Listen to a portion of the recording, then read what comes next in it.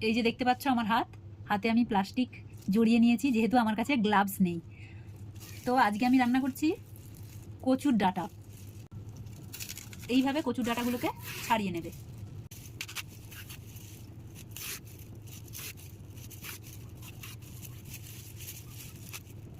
হয়ে গেছে কাটা। এই যে নিয়ে নিয়েছি লেবুটাকে আমি একটু কেটে নেব। কচুর শাক কাটার আগে সবচেয়ে প্রথমে যেটা করবেন, সবাই তো বলে কচুর শাক খেতে খুবই ভালো লাগে, কিন্তু কচুর শাক কাটার সময় এত ব্যাড এক্সপিরিয়েন্স থাকে সেটা ভাবনার বাইরে। হাত যখন প্রচণ্ড চুলকাবে তখন বুঝতে পারবেন যে কচু শাক খাওয়ার কি মজা। দুটো হাতেই লেবুর রস মেখে নেবেন খুব ভালোভাবে। গ্লাভস থাকলে মাখার দরকার নেই, কিন্তু যদি গ্লাভস না থাকে তাহলে এই সাবধানতাটা অবশ্যই আপনারা বজায় রাখবেন। এইভাবে দেখুন আমি দুটো হাতেই লেবুর রস মেখে নিয়েছি। এবার কি করব, লবণ নেব, অল্প একটু লবণ নিয়ে আমি লবণটা হাতে নেব, নিয়ে এই লবণটাকে অল ওভার হাতে ভালোভাবে মেখে নেব। এইভাবে যদি আপনারা কখনো খালি হাতে এমনি প্রথমে এসব কিছু না করে কচু শাক কেটে ফেলে থাকেন, হাত কিন্তু প্রচণ্ড কুটকুট করে চুলকায়। তো তখন কি করবেন, এইভাবে লেবু রস দিয়ে লবণটা লাগিয়ে দিলেও আপনারা আরাম পাবেন। এটা টিপস। তো এইভাবে আমি মেখে নিয়েছি। এরপর আমি গ্লাভস পরবো, নইলে প্লাস্টিক যদি বাড়িতে থাকে, এরকম প্লাস্টিক, এই প্লাস্টিকগুলো আমি হাতে জড়িয়ে নেব। তো বুঝতেই পারছেন এই যে প্লাস্টিক, এটাকে আমি হাতে এইভাবে বেঁধে নেব। এবার আমি কচু শাক কাটবো। বেঁধে নিয়েছি। তাহলে কি হবে, এভাবে কাটলে আপনি সাবধানতাও বজায় রাখলেন, আর ওপর থেকে একটা প্রোটেক্টারও দেওয়া থাকলো। তাতে কি হয়, আপনার হাত অন্তত চুলকাবে না। খুবই অসহ্যজনক চুলকানিটা হয় এটা। আমার এখানে কচুর শাক কাটা কমপ্লিট। তো চলো কীভাবে কচুর শাক বানাবো সেটা তোমাদেরকে দেখাবো। কচুর ডাঁটাগুলোকে আমি ভালোভাবে আঁশ ছাড়িয়ে ধুয়ে এর মধ্যে রেখেছি। এবার এগুলোকে আমি সেদ্ধ করব। গ্যাস জ্বালিয়ে নিয়েছি, একটা বড় কড়াই নিয়েছি, আমি জল দিয়ে দিচ্ছি। একটু বেশি করেই জলটা দেবো। আমি কেটে নিয়েছি এখানে হাফ একটা পাতিলেবু। জলটা গরম হলে আমি এই জলের মধ্যে পাতিলেবুর রসটা দিয়ে দেবো।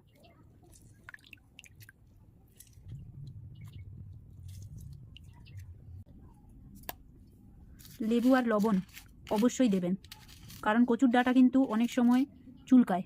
রান্না করার পর যখন খাবেন রান্নাটা, তখন কিন্তু হেভি চুলকায়। এমনই চুলকাবে, দেখা যাবে হয়তো গলায় হাত ঢুকিয়ে গলা চুলকাতে হচ্ছে। সেরম যাতে অবস্থা না হয়। দিয়ে দেবো।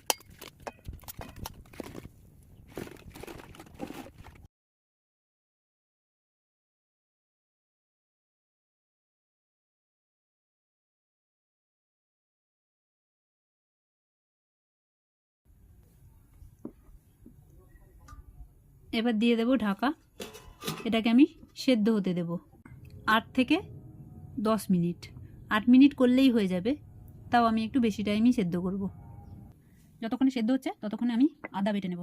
আদা আর এই দুটো কাঁচা লঙ্কা।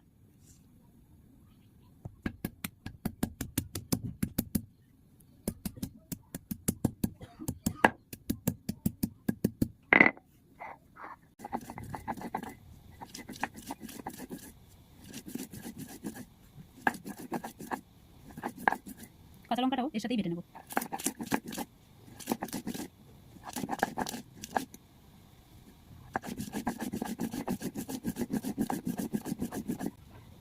কাঁচা লঙ্কা বাটার সময় অবশ্যই সাবধানতা মেনে চলবেন। এই আঙুলগুলো দিয়েই কিন্তু লঙ্কা বাটাটাকে কোনো বাটিতে তুলে নেবেন, পুরো হাত ব্যবহার করবেন না।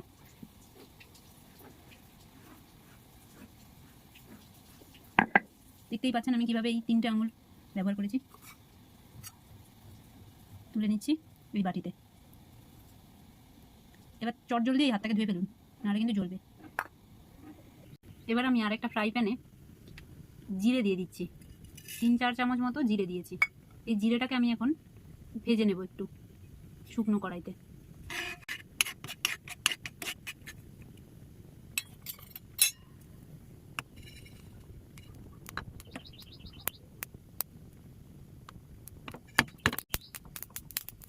এরকমভাবে দেখবেন জিরেগুলো যখন ফুটছে তখন কিন্তু গ্যাসটা বন্ধ করে দেবেন। এবার আমি জিরেগুলোকে শিলনোড়ায় নিয়ে নিচ্ছি। জিরে ভাজাটাকে শিলনোড়ায় নিয়ে এবার এগুলোকে আমি গুঁড়ো করে নেব।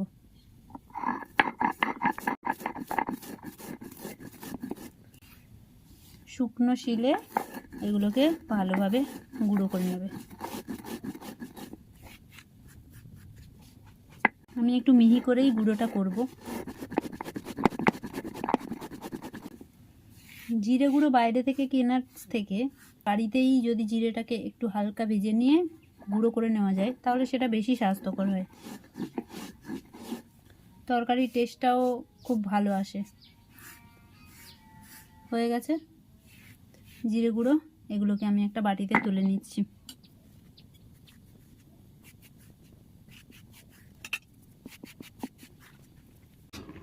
দশ মিনিট হয়ে গেছে, এবার আমি ঢাকনাটা খুলে দেখব যে কতটা সেদ্ধ হয়েছে। যদি সেদ্ধ না হয় তাহলে আমি আবারও ঢাকা দেব, যতক্ষণ না এগুলো ভালোভাবে দেখে নেবে। যদি সেদ্ধ না হয়ে থাকে 10 মিনিটে তাহলে কিন্তু আবারও কিছুক্ষণ ঢাকা দিয়ে সেদ্ধ করে নেবেন। আমি দেখতে পাচ্ছি এখানে সেদ্ধ হয়ে গেছে, এগুলোও ঠিকঠাকভাবে সেদ্ধ হয়ে গেছে। এবার আমি এই জলটা ফেলে দিয়ে কচুগুলোকে আলাদা একটা বাটিতে তুলে নেব। এই ছাঁকনিটাতে আমি ছেঁকে নেব। দেখো জল বেরিয়ে যাবে, ভালোভাবে জল ঝরিয়ে নিতে হবে কিন্তু। কড়াই গরম হয়ে গেছে, এতে আমি তেল দিয়ে দেব। তেল গরম হয়ে গেছে, আমি এতে দিয়ে দেব তেজপাতা, তারপর দেব কালো সর্ষে,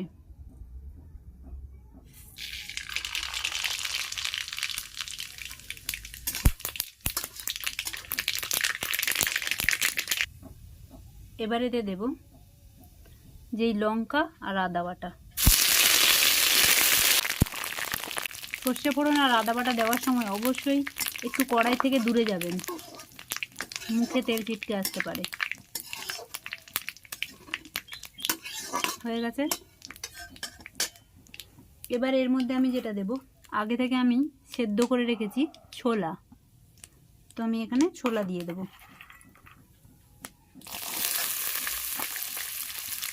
আমি 2 মুঠো ছোলা দিচ্ছি, এই আমার হাতের 2 মুঠো ছোলা দেব।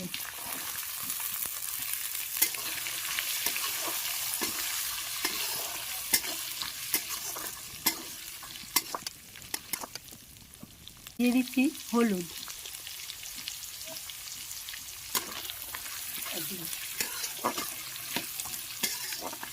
দু মিনিট মতো এরমভাবে মিডিয়াম ফ্লেমে ভাজতে হবে।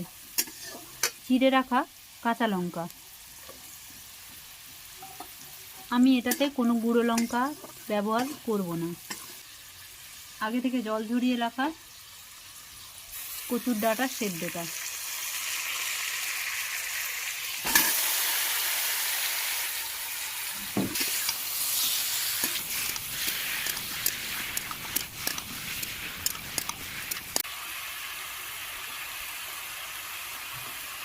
দেব আমি লবণ,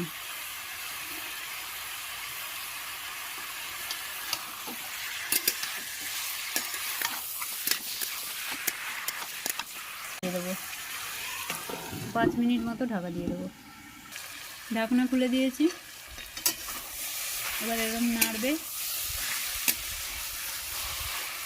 ঢাকনাটা খোলার পর কচুর শাকটা যখন নাড়বে, খুন্তিটা এইভাবেই চালাতে হবে, এরকম ঘেটে ঘেটে তরকারিটা রান্না করতে হবে।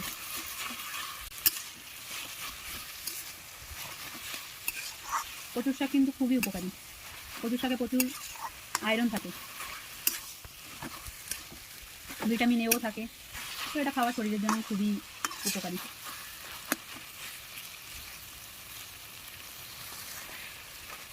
এরমভাবে হতে দেবো এখনো, যতক্ষণ না ঠিকঠাকভাবে একদম এগুলো পুরো একেবারে ঘেটে যাবে তরকারিটা।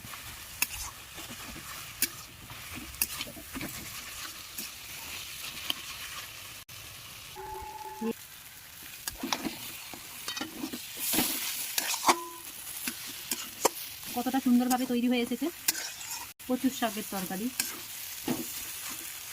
এরমভাবে কিন্তু খুন্তি দিয়ে কন্টিনিউ নাড়তে হবে, না নাড়লে কড়াইতে লেগে যেতে পারে।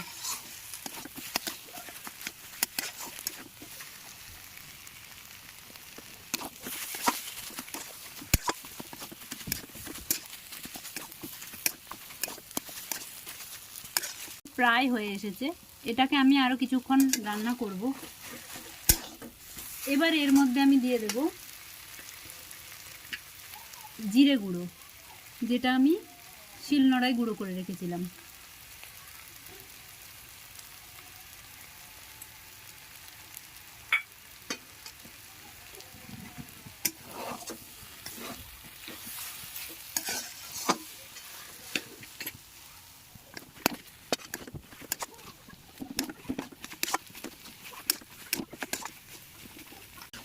আমি এটা নিরামিষ রান্না করেছি।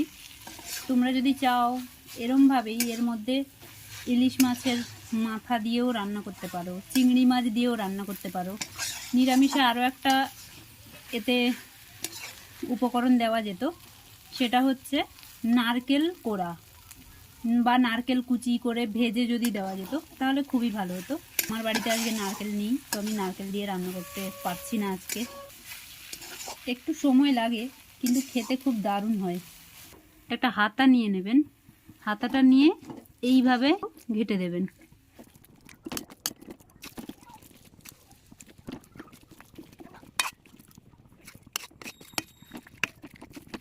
সবশেষে দিয়ে দিচ্ছি ঘি।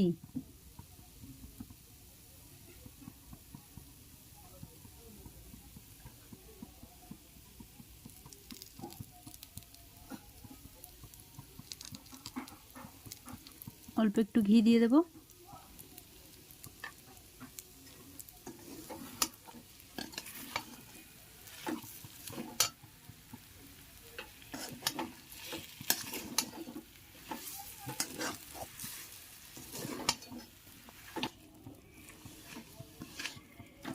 ঘিটা দেওয়ার পর ভালোভাবে ঘিটাকে মিশিয়ে নিয়েছি। নুন ঠিকঠাক আছে, ঝালও ঠিকঠাক আছে, তা রেডি হয়ে গেছে রান্না। চলো এবার তোমাদের টেস্ট করে বলি কেমন হয়েছে রান্নাটা।